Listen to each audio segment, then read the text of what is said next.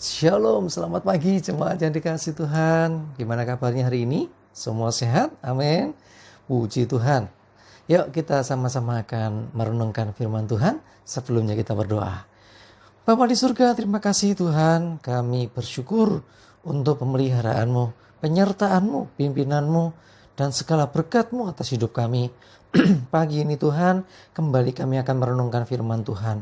Urapi kami semua, sehingga kami bisa mengerti kebenaran firman-Mu ini dan melakukan dalam kehidupan sehari-hari. Dalam nama Tuhan Yesus, kami berdoa dan bersyukur. Amin. Ya, jemaat dikasih Tuhan, firman Tuhan pagi ini sambilkan dari Injil Markus, pasal yang ke-16, ayat yang ke-15. Ya, saya bacakan. Lalu ia berkata kepada mereka, pergilah ke seluruh dunia, beritakanlah Injil kepada segala makhluk. Di dalam Injil Matius juga disebutkan, Matius 28 dikatakan, pergilah, jadikan semua bangsa muridku. Ya, sama saja intinya pesannya adalah supaya kita ini pergi memberitakan Injil, menyampaikan kabar baik ya kepada dunia, supaya dunia mengenal akan Tuhan dan diselamatkan. Itu tujuannya. Dan perlu diketahui, perkataan ini disampaikan Tuhan Yesus sebelum naik ke surga. Ya, jadi makanya kita sering mengenal sebagai amanat agung. Jadi ini amanat agung bukan hanya berlaku untuk murid-murid pada masa itu saja, tetapi ini juga buat kita yang masih ada di dunia saat ini. Kenapa? Karena tujuan Tuhan adalah supaya kabar keselamatan ini tersampaikan ke seluruh dunia. Karena Yesus itu adalah juru selamat umat manusia. Biarlah semua orang bisa diselamatkan oleh Dia. Ya, begitu banyak orang yang belum mendengar. Masih ada orang yang belum tahu bahwa Yesus Kristus adalah juru selamat. Nah, itulah tugas kita sebagai orang percaya untuk menyampaikannya, bukan memaksakannya. Ya, sekali lagi saya tekankan, tugas kita memberitakan. Ya, seperti saya singgung dalam khotbah-khotbah saya sebelumnya, berarti memberitakan itu bisa saja pemberitaan itu didengarkan, diterima, tapi bisa juga diabaikan, tidak diterima, bahkan ditolak. That's no problem. Ya, bagian kita memberitakan. Selebihnya ada Roh Kudus yang akan berkarya secara luar biasa. Saya percaya dari setiap pemberitaan firman Tuhan yang disampaikan, tidak ada yang sia-sia. Pasti akan menghasilkan sesuatu.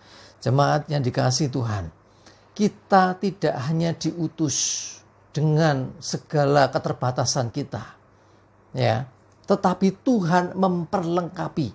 Kalau Tuhan mengutus, Tuhan pasti memperlengkapi.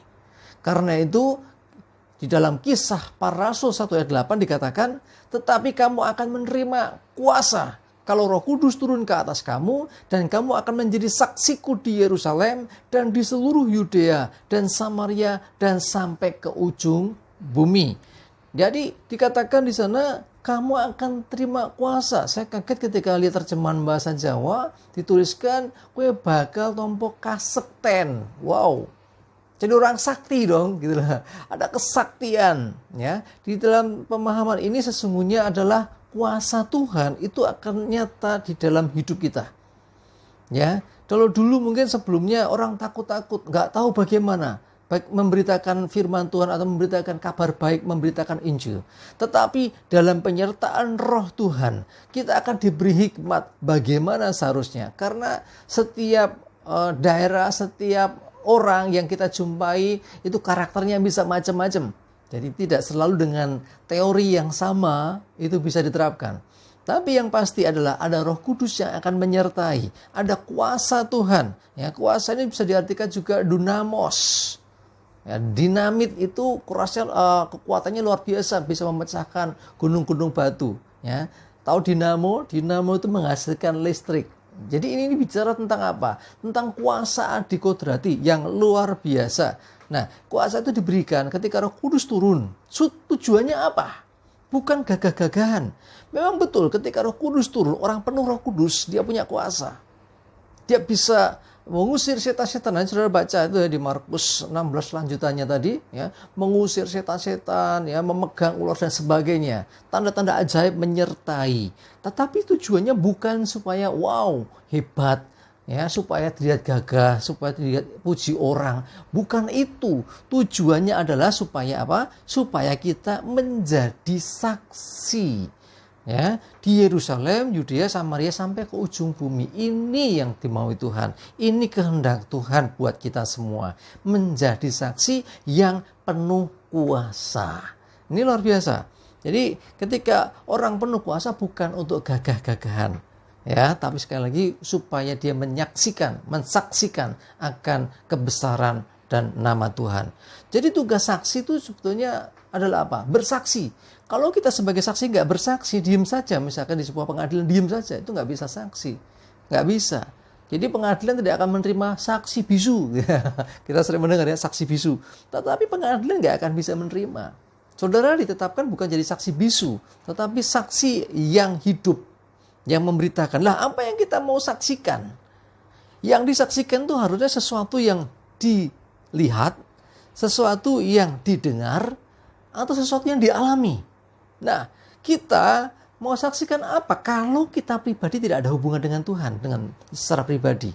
Kalau kita nggak pernah mengalami kuasa Tuhan, sulit untuk bersaksi.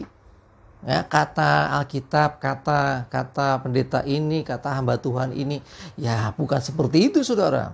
Ya, akan lebih berkuasa lagi ketika saudara berkata kepada orang bahwa Yesus itu luar biasa, dia punya kuasa. Saya mengalaminya. Saudara saksikan pengalaman saudara bersama dengan Tuhan. Bagaimana Tuhan menolong kita. Nah, itu orang akan mendengarkan, oh seperti itu. Nah, kesaksian yang demikian adalah kesaksian yang penuh kuasa. Karena apa? Orang melihat langsung kepada saudara yang mengalami sendiri, bukan kata orang. Ya, saksi itu harus menceritakan apa yang benar. Ya, jadi jangan mereka-reka, jangan bersaksi dusta. Ya. Terus berikutnya, saksi ini hidupnya harus seperti yang dia saksikan. Kalau dia mensaksikan bagaimana dia sudah diubahkan Tuhan, hidupnya harus benar-benar berubah. Jadi kalau hidupnya masih sama, hidup lama, tapi mencoba ngomong tentang kebenaran, ya tidak bisa. Orang akan melihat, alah kamu itu kayak orang jual obat saja, ya kan? Obat panu yang jualan panuan semua, ya nggak akan laku, saudara. Jadi karena itu penting sekali kita mengalami sendiri akan berjalan bersama dengan Tuhan. Sehingga ketika kita bersaksi, orang mendengarkan itu dan dia bisa melihat langsung hidup kita yang betul-betul diubahkan oleh Tuhan. Mari saya mengajak kita semua. Ini penting ya untuk jadi saksi ini. Karena apa? Ini tugas kita. Jadi Yesus datang ke dunia ketika orang bertobat, terima Yesus, diselamatkan. Harusnya langsung bawa ke surga. Betul kan? Tetapi kenapa masih di dunia? Karena ada tugas yang belum selesai. Jadi saksi Tuhan. Kalau selesai seperti yang disalibkan bersama Yesus, udah nggak usah lagi ya, karena waktunya nggak ada lagi. Hari ini engkau bersama-sama dengan aku di Firdaus, gitu loh. Kalau saudara masih diberi kesempatan tinggal dalam dunia, masih hidup dalam dunia, berarti ada tugas kita. Salah satunya ya itu adalah menjadi saksinya. Ya, Tuhan mau pakai kita untuk menyatakan kebesaran dan kemuliaan namanya. Amin. Kita berdoa. Terima kasih Tuhan, kami bersyukur pagi ini Engkau mengajarkan kami bagaimana kami harus bersaksi, memberitakan kabar baik. Kami percaya Tuhan, Engkau yang menolong kami, Engkau yang mengurapi kami Roh Kudus, sehingga kami dimampukan jadi saksi yang penuh dengan kuasa. Terima kasih Tuhan. Hari ini kami menyerahkan hidup kami, pimpin kami, sertai kami, jaga dari mara bahaya, virus corona dan semua yang buruk, jauh dari hidup kami. Damai sejahtera, rasa aman dan keselamatan dari Tuhan menyertai kami. Terima kasih, kami bersyukur dan berdoa dalam nama Yesus. Amin. Jemaat dikasih Tuhan, mari bersaksi, beritakan nama Tuhan dan kemuliaan bagi nama Tuhan. Tetap semangat, Tuhan memberkati. Amin.